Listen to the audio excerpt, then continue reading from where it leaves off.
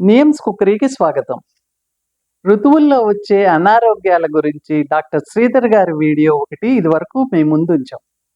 ఇప్పుడు ఋతువు మారింది కాబట్టి మరొక వీడియో మీ ముందుంచుతున్నాం.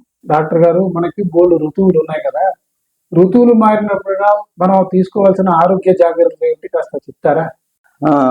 మనకు ఋతువులు ఆరండి.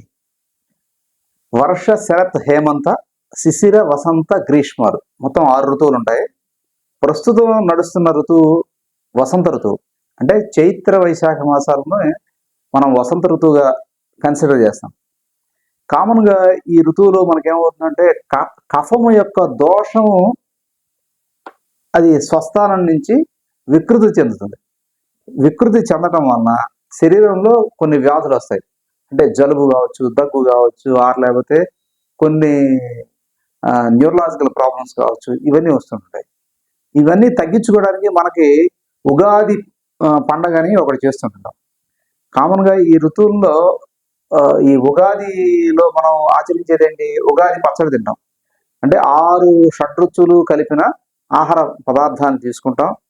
తర్వాత స్పెసిఫిక్గా ఏమవుతుందంటే దీంట్లో వసంతే వమనం.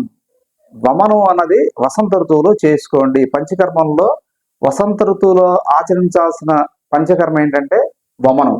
వసంతే వమనం అని శాస్త్రకారుడు చెప్పాడు. చరకంలో అది ప్రత్యేకంగా కనిపిస్తుంది.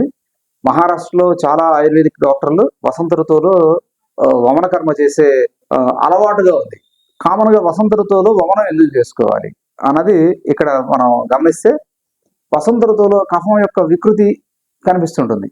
కఫ వికృతి వల్ల రోగాలు వస్తాయని తెలుసుకున్నాం కదా. ఈ కఫ వికృతి పోవాలి అంటే వమనం చేసుకోవాలి. చేసే పద్ధతులు అవన్నీ కూడా ఆయుర్వేదిక్ డాక్టర్ని అడిగి మీరు తెలుసుకోవచ్చు. వసంత ఋతువులో వమనం చేసుకోవడం అన్నది సుప్రసిద్ధం.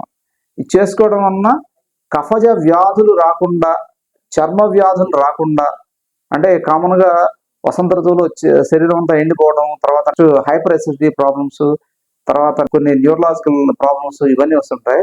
కఫం యొక్క వికృతి వల్ల వస్తుంటాయి. ఈ వమనం చేయడం వల్ల శమిస్తాయి. ధన్యవాదాలు డాక్టర్ గారు, ఈ విషయాలన్నీ బాగా విశదీకరించారు. ఇంకొకసారి వేరే ఋతువుతో కలుద్దాం. ధన్యవాదాలండి. నమస్తే.